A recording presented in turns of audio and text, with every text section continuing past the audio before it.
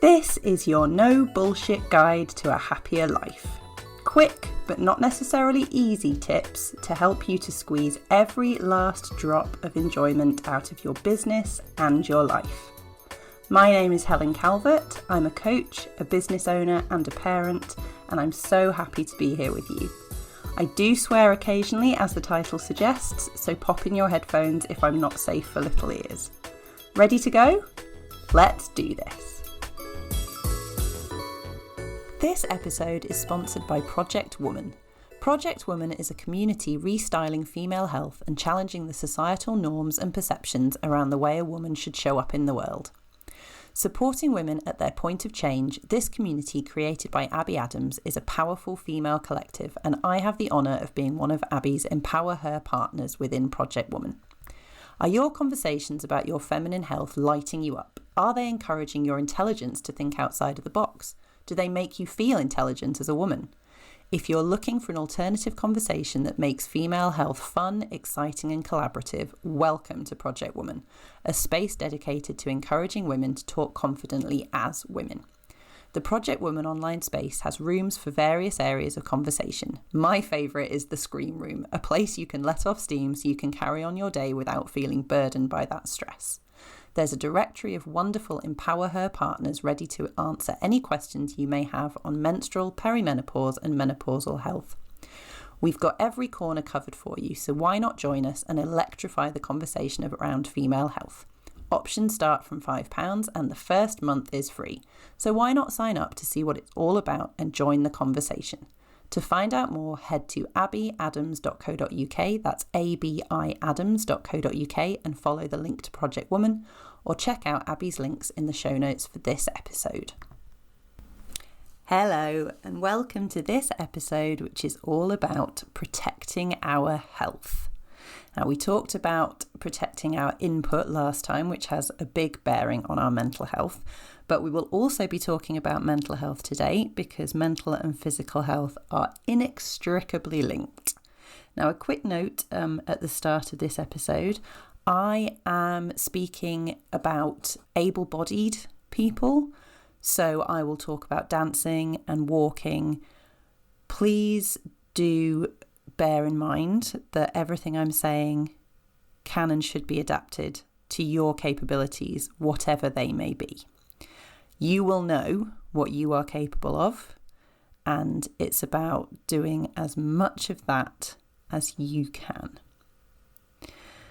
So, almost all of the discussion about health when it comes to women is about lack and less and smaller. Take away certain foods, become smaller. Enjoy yourself less and do hard things more, like eating carrots and going to the gym.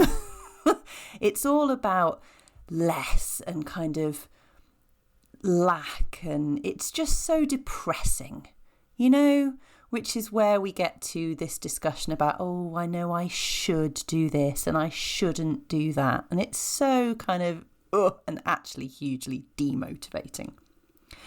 I haven't seen the Barbie movie yet. At the time of recording, it's fairly recently come out. But I have read America Ferrera's monologue from that movie, which has some amazing bits in it. I thought it was a fantastic read. But she mentions how we talk about being healthy as women as a euphemism for being thin. So you're not allowed to say that you want to be thin. You have to say you want to be healthy. So just to be very clear, because I always talk about being healthy, I am not talking about being thin. Bugger being thin. Nothing wrong with being thin.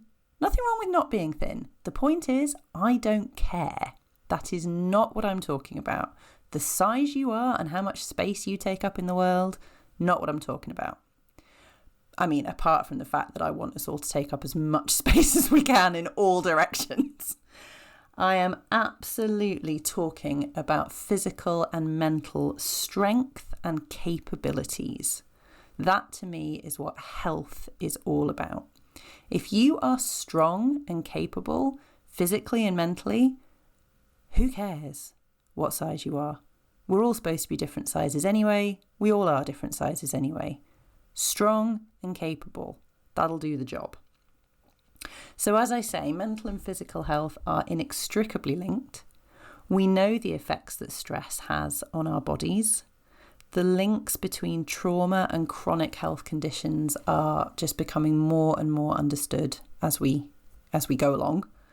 The links between inflammation in our bodies and mental health are fascinating and something that is being, more and more researched as time goes on.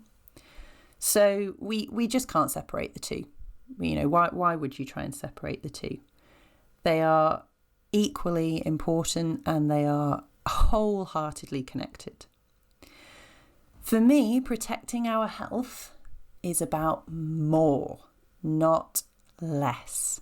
I really want us to move away from this kind of depressing conversation about our health to an exciting conversation about how we can have more strength. Let's get stronger. Let's do more self-care, caring for ourselves, loving ourselves, which of course means protecting our physical and mental health. You can't love someone without wanting them to be physically and mentally healthy. Let's have more fun. If you hate the gym, bugger the gym. Dance more, swim more, ride horses more, ride a bike more, do yoga more, jump about in your garden more. I don't care. Just have more fun with activity. Eat more fibre. Eat more vitamins. Get them down you. Just get more goodness. Let's make it about how we can have more. So we can have more life, better life, more capabilities in our life. We can do more for longer. Yeah, for me, health is just about more. Better mental health means we can do more and achieve more and try more and experience more. Better physical health means the same thing. My inspiration for improving my health and the way, I'm doing that in a lot of different ways, but what this inspiration caused me to do was to take up weight training. If you go back through the episodes of this podcast, you'll see I've got an episode all about weight training, which I highly encourage you to listen to. My inspiration for that was actually an episode of Tim Ferriss's podcast, and the guest he had on was talking about things to do with health. And he was saying that he looks at health from the point of view of what he calls the Centennial Olympics. When you're 100, what do you want to be able to do in your very own Centennial Olympics? And he was saying that if, let's say we're fortunate enough to get to 100 years old, what do we want to be able to do at that age? Do we want to still be able to get up out of a chair? Do we want to be able to get down on the floor to play with great-grandchildren and then get back up again without assistance? Do we want to be able to still climb the stairs? What do we want to be capable of in our old age? Because what we need to do is think about that and then work backwards. Because no matter how fit and healthy you are, there's a natural decline of capability over the years. So if you want to be able to do those things as an elderly person, there's a level of fitness you and I and all of us need to have now as younger people. And that really inspired me. I've never been interested in, weight loss and, kind of hit this target, or I just didn't care. I just didn't see why anyone would bother. But thinking about what I wanted to be able to do as an older person, that inspired me. Because I've got so much I want to do in my life, so much. And the longer I can do the basics for, the better life's going to be. I'll be there doing my little leg lunges thinking, right, this will stop me from needing a stair lift, one hopes, So think about that. What do you want your future self to be able to do? Because health, any kind of gym work, any kind of movement work, any kind of weight work, it's about mobility and strength and functional movement.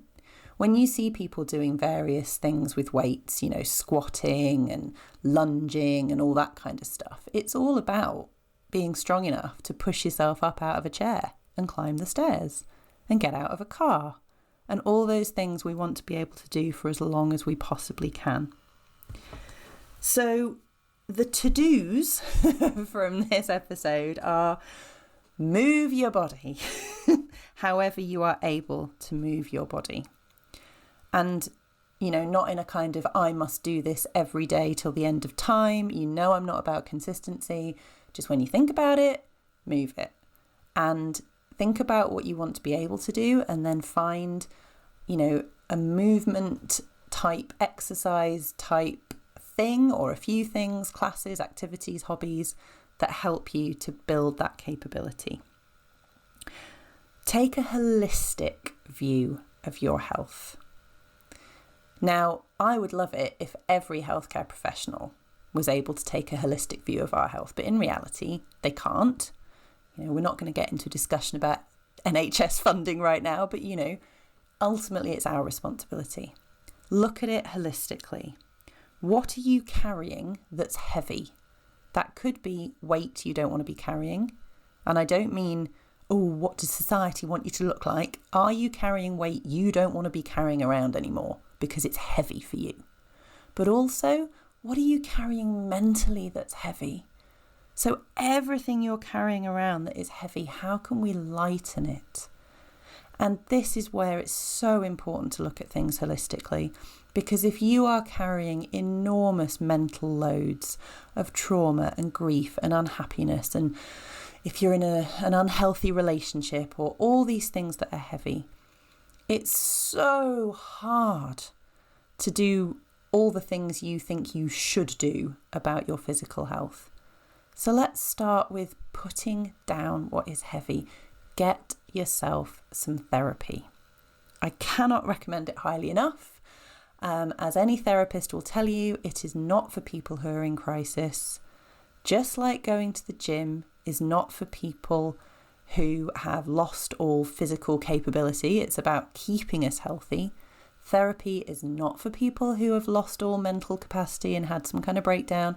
It is for keeping us healthy. So, what can you do to help reduce the heaviness that you have? It's not about being naughty with food or with rest. It's not about, I was bad today and I ate a cake and I was so naughty I had a rest. We all need a rest. And I would argue we all need some cake. There are no bad foods, okay? There's no bad foods. I'm so sick of people saying, I was a bit naughty having that. You might not be, because that might be all you ate all day. I don't bloody know. You can be naughty with overeating tomatoes. There are no bad foods. It's not about being naughty. It's about meeting our needs. At some point in our cycle, we need rest. We need comfort food. We need different kinds of food. And at some points in our cycle, we need activity, and you will feel what you need. So listen to your body. At this point, I would really encourage you to go back through the episodes of this podcast, because I have so many toolkit episodes about things like yoga and weight training and all the things that help us to complete our stress cycles. So all the things that are protective day to day of our mental health, creativity, being out in nature, social connection, all this good stuff. If I said to you that sitting down and drawing or colouring was beneficial for your health, it's such a wide picture. Going for a walk in nature is beneficial for your health, and not just because it's movement, because it's in nature. This is not just about this tiny kind of tunnel vision view of I must go to the gym. You can be an enormously physically and mentally healthy person and never set foot inside a gym. It's so much bigger than that. Movement is better than no movement. So dance when you can, walk when you can, and praise yourself for every bit of activity that you do according to your capabilities. Stop judging and yelling at yourself. All of that comes from this vision that our health is somehow for the benefit of other people. Like, I must get smaller so society thinks I'm acceptable. No, bugger all of that. Love yourself, because you are the person who is going to benefit from your health. Over the years, you're going to benefit from what you're capable of doing. Who cares aesthetically? Who cares? You will benefit from being able to do more, enjoy more, try more things, be brave, be courageous. Your mental health will help you with that. And then when you're feeling brave, you can do more active things and have more fun. It's all about more enjoyment. And guess what? It's about squeezing every last drop of enjoyment out of life, isn't it? So I've got a little bit ranty here, but it's because I'm so passionate about all of you just absolutely loving your bodies and minds and giving them as much goodness as you can and listening to what they're telling you that they need, and really putting aside as many of the messages that you can that are coming at you with be less, do less, have less, eat less. No, be more. Get stronger. Have more goodness. Care for yourself more. Be healthier. And just, be excessively kind to yourselves and protect your health, because there's so much of life left to live and left to enjoy. Whatever your capabilities are, protect them as much as you can by protecting your mental and physical health, because we have so much more to do and enjoy, and I want you to be able to enjoy every bit of it. So I've already said it, but of course I have to end by saying, please be excessively kind to yourselves when it comes to your mental and physical health. Because if you protect those, we can squeeze every last drop of enjoyment out of life. Speak to you next time. Thank you so much for listening. Did you know that my first book is now available to purchase online? Check out the show notes for details of how to get your hands on a copy. If you enjoyed this episode, I'd be so grateful if you could leave me a review, and don't forget to subscribe so you know when new episodes are up. If you would like to work with me one-to-one or follow more of my content, you can find out how in the show notes. See you next time.